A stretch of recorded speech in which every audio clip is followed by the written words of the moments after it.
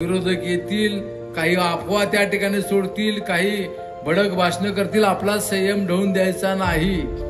आपला संयम त्या ठिकाणी ढवून द्यायचा नाही. तुम्हाला जर राग आला प्रचंड तर आज या ठिकाणी उद्याच्या 20 तारखेला होणाऱ्या महाराष्ट्राच्या विधानसभेच्या निवडणुकीच्या निमित्तानं आपण इथं प्रचाराचा शुभारंभ प्रथेप्रमाणे घेतलेला आहे. निवडणुका जाहीर झाल्या आणि निवडणुका जाहीर झाल्यानंतर सर्व राज्यामध्ये याची उत्सुकता होती की आज उमेदवारी अर्ज मागे घेण्याच्या दिवशी काय होणार. आणि राज्यामध्ये महाविकास आघाडीच्या माध्यमातून आपण सर्वजण सामोरं जातोय.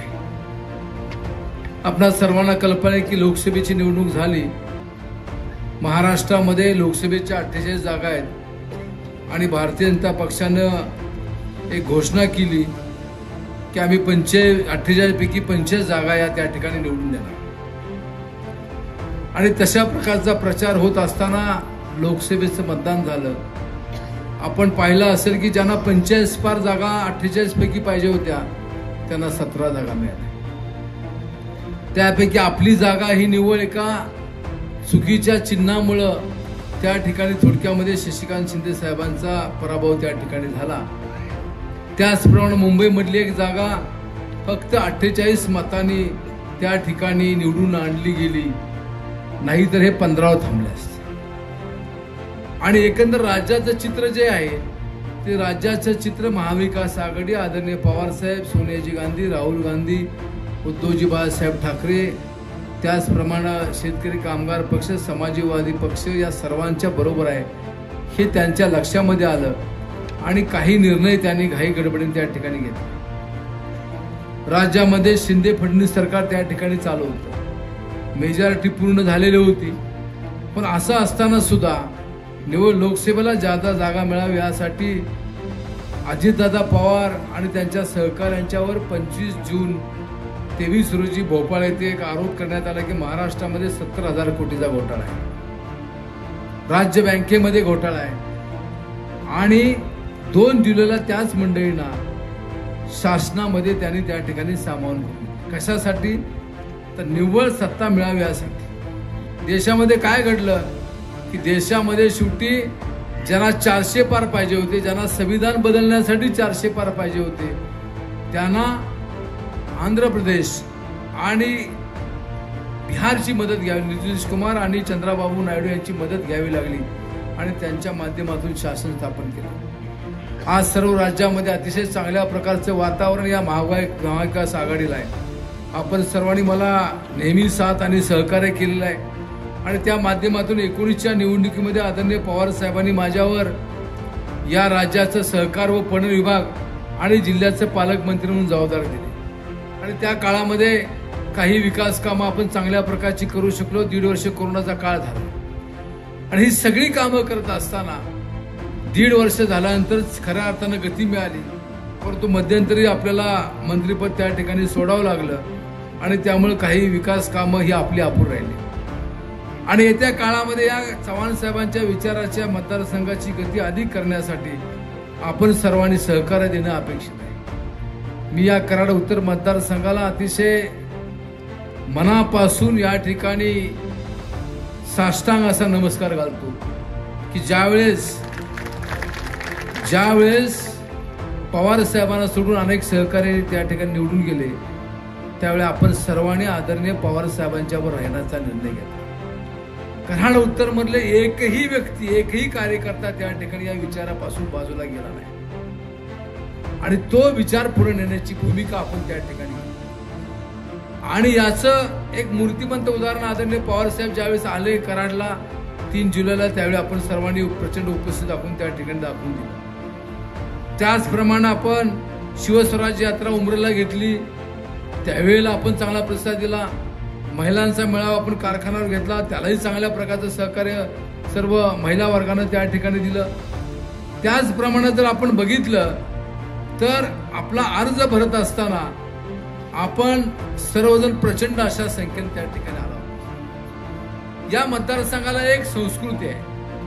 पुरोगामी विचारानं चव्हाण साहेबांच्या पवार साहेबांच्या विचारानं जात असताना बेरजेचं राजकारण करण्याची भूमिका आणि कोणताही संघर्ष न करता मतदारसंघाचा विकास करावी भूमिका आहे.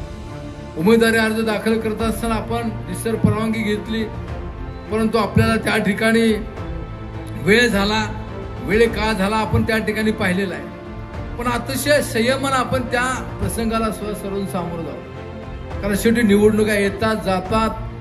प्रत्येक निवडणूक ही लोकांना त्या ठिकाणी लोक शिक्षणाचं काम देत असतात.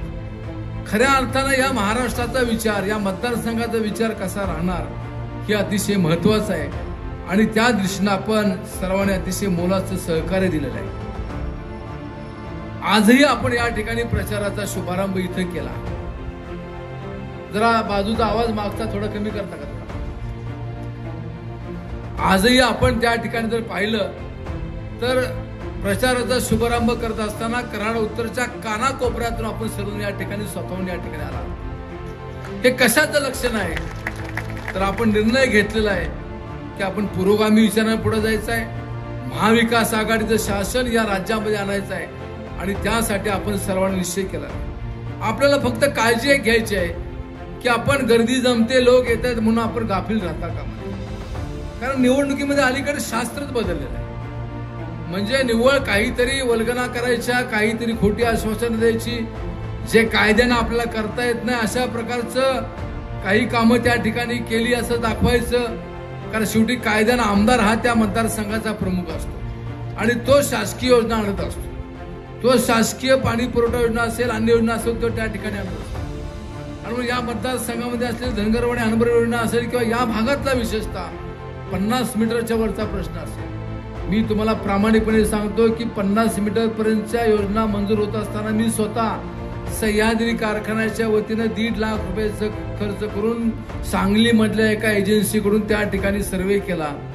त्यावेळी जलसंपदा मंत्री सुनील तटकरे साहेब होते, त्यांच्याबरोबर बैठक घेतली आणि वेखणवाडीच्या भागातून त्या ठिकाणी टनेल काढून पाणी सर्व या चोरे भागाला, या सर्व भागाला द्यायचं अशा प्रकारची योजना, याचं प्रेझेंटेशन त्या ठिकाणी केलं.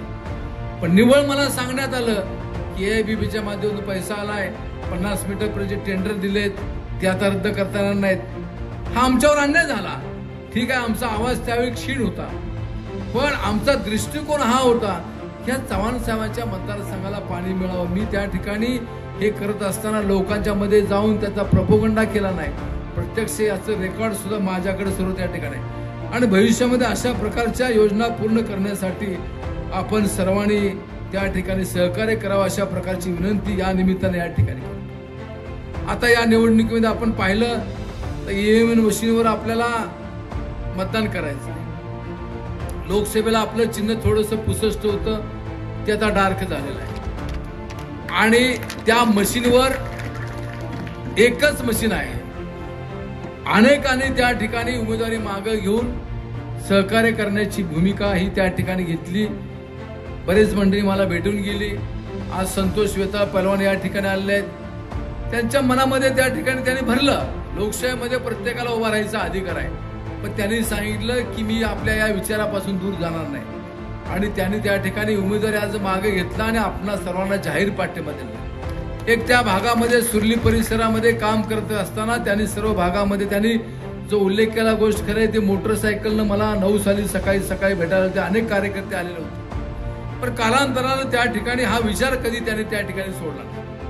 आज काय झालेलं आहे की आज असा एक प्रकार घडलेला आहे की महाराष्ट्रामध्ये आपण पाहतो की उमेदवारी अर्ज दाखल करत असताना आबांचे चिरंजीव रोहित पाटील यांनी उमेदवारी अर्ज दाखल केला. त्यांच्या नावाचे काही उमेदवार उभे केले. तोच प्रयोग आपल्याही मतदारसंघामध्ये झाला. एक सांगली जिल्ह्यामधला आणि एक जण त्या ठिकाणी कोल्हापूर जिल्ह्यामधला आहे की त्यांनी त्या ठिकाणी उमेदवारी दाखल केली. आमचे काही कार्यकर्ते, काही नातेवाईक त्या ठिकाणी त्या गावामध्ये गेले तर ते गावामध्ये नव्हते, त्यांची दिवाळी बाहेरच कुठं झाली, सातारा जिल्ह्यामध्ये कुठं तर त्या ठिकाणी दिवाळी झाली. कशासाठी अशा गोष्टी करायच्या? आता इथं एक आमच्या मंगळवार पेठेतला आलेले ग्रस्त तरुण कार्यकर्ता, उठ रे मला नाव घेत नाही तुझं पण उठतो, हे नावाचं साधर्म्य आहे त्या ठिकाणी.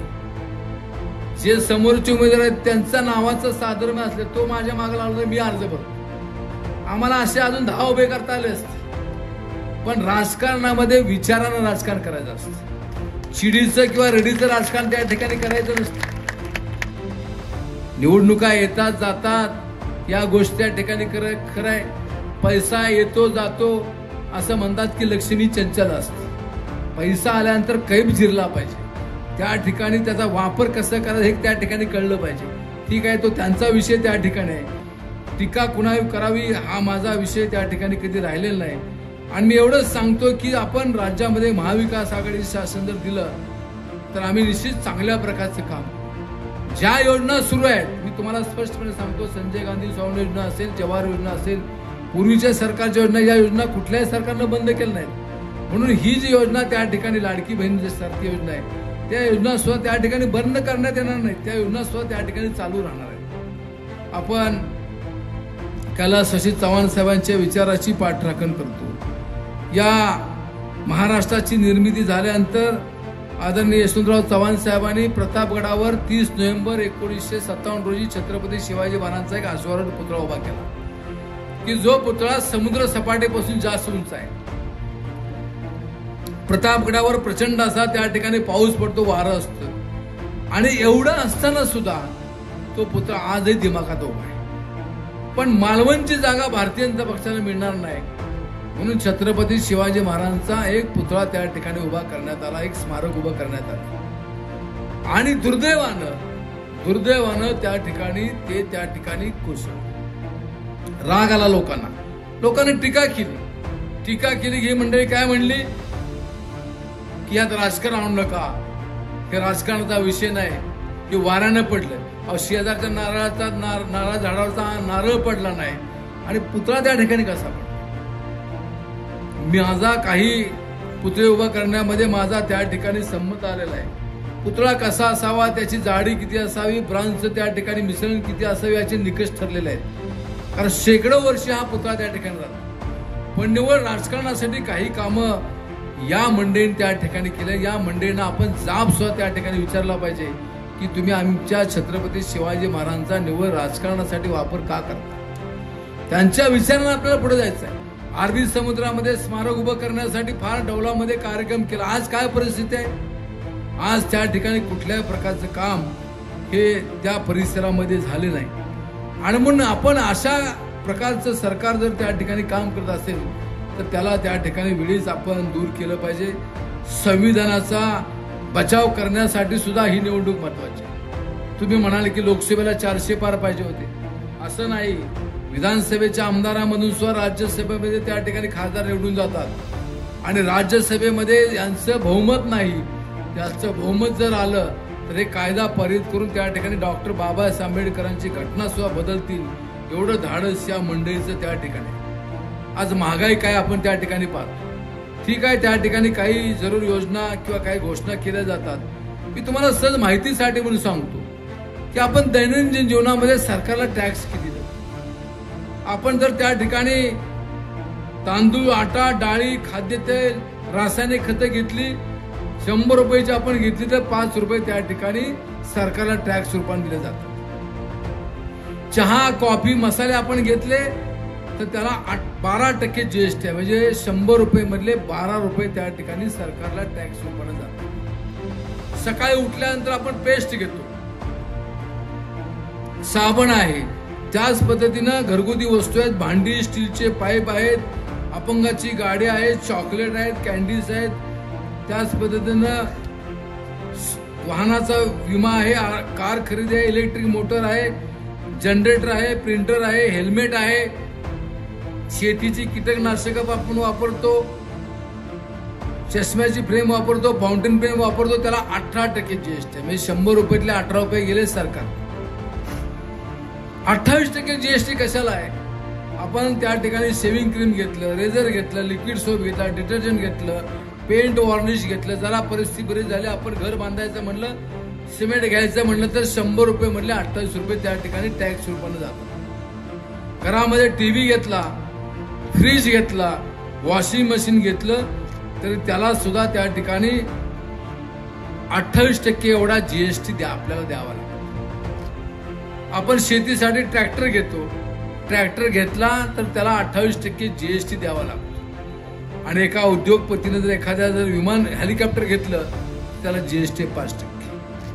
म्हणजे दैनंदिन वापराच्या गोष्टीसाठी एवढा मोठी रक्कम आपल्याकडून त्या ठिकाणी काढली जाते आणि रुपया त्या ठिकाणी महसूल रूपानं येतो आणि तो जातो कसा याचा विचार सुद्धा करण्याची गरज ही त्या ठिकाणी आहे. आणि त्या दृष्टीनं आपण सर्वांनी विचार हा करणं आवश्यक आहे.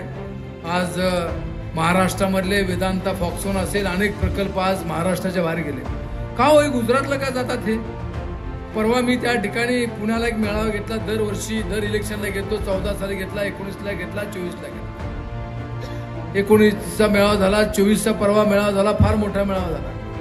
तिथं सुजित पाटील आले. त्यांनी सांगितले की 62 साली आदरणीय यशवंतराव चव्हाण साहेबांनी इथे टेल्कोसाठी जागा दिली. ती जागा दिल्यानंतर त्या जागेवर टेल्कोनं वाहनं निर्माण करण्याचा, माल वाहतुकीचे वाहनं उभं करण्याचा प्रकल्प उभा केला.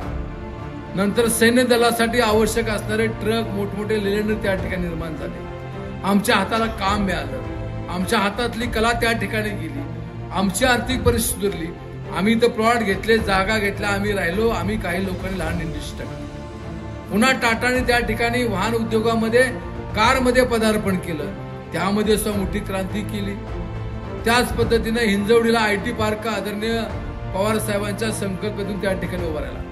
हिंजवडीचा आयटी पार्क जिथं आहे त्या ठिकाणी संत तुकाराम सहकारी कारखान्याचं भूमिपूजन आदरणीय पवार साहेबांच्या हस्ते झालं. पवार साहेबांनी कुदळ मारली आणि भाषण केलं आणि त्यांनी सांगितलं की इथं कारखाना होणार नाही. लोक विचार करायला लागले की असं का?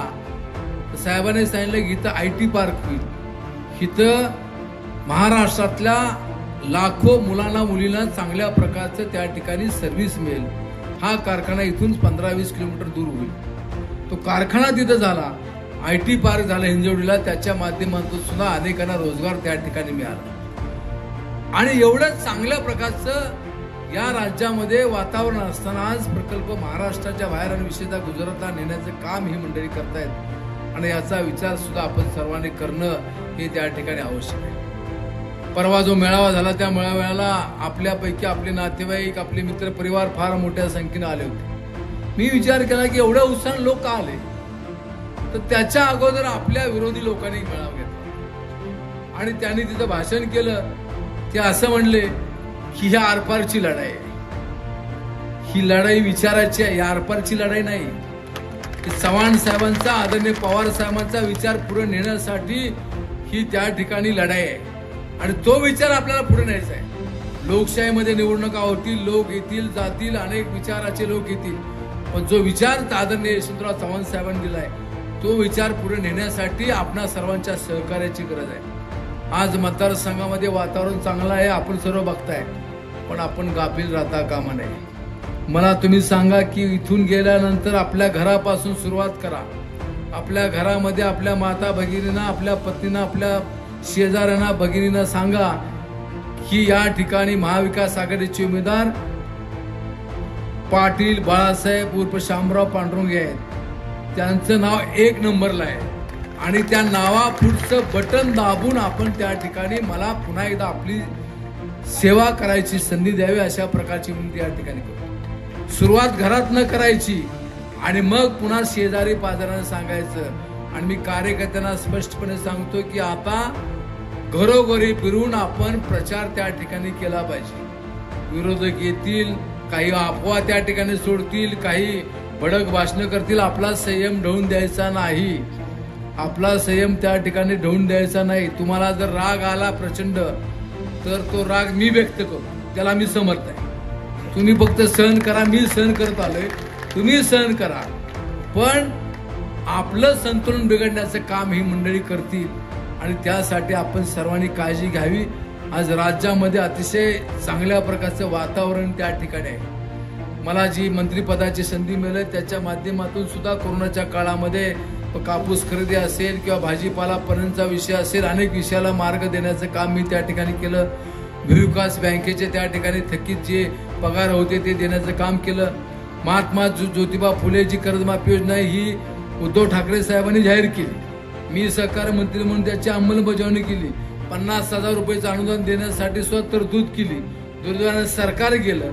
ही रक्कम त्यांनी त्या ठिकाणी इतर गोष्टीकडे वळवली, त्यामुळे बरेच जण आपण त्याच्यापासून अलिप्त राहिले. पण मुख्यमंत्री महोदय येतात आणि ते सांगतात की आम्ही कर्जमाफी केली, जोरात बोलतात. पण आपण विचार करा की मला कर्जमाफी मिळाली का, माझ्या शेजाऱ्याला मिळाली का, माझ्या गावात मिळाली पाहिजे का, याचा सुद्धा विचार आपण सर्वांनी करणं हे गरजेचं आहे. मंत्रिपदाच्या काळामध्ये, कोरोना काळामध्ये सुद्धा काम करत असताना आपल्या सर्वांचं सहकार्य त्या ठिकाणी लाभलं. आपण चांगलं सहकार्य त्या ठिकाणी दिलं. मी पालकमंत्री असल्यामुळं त्या ठिकाणी फिरत असताना पुढे एक पोलीस गाडी असायची, मागे एक पोलीस गाडी असायची. मी मात्र निवांत असायचो. अनेक जण म्हणले की तुम्ही एवढं कसे निवांत, तुमचा आवाज येत नाही, तुम्ही आलेलं गेलेलं कळत नाही.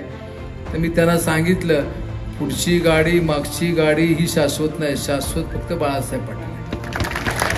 आणि त्या बाळासाहेब पाटलांना, शाश्वत असणाऱ्या बाळासाहेब पाटलांना पुन्हा एकदा आमदार करण्याची जबाबदारी तुमची आहे. आमदार बाळासाहेब पाटलांचा आपण सर्वांनी या निवडणुकीला सहकार्य करावं, अशा प्रकारची सुद्धा विनंती या निमित्ताने या ठिकाणी करतो. अनेकांनी माघार घेऊन मला सहकार्य करण्याची भूमिका दिली. या सर्वांना अतिशय नम्रपणे त्यांना अभिवादन करतो. या सर्वांना इथून पुढच्या प्रक्रियेमध्ये त्या ठिकाणी घेतलं जाईल.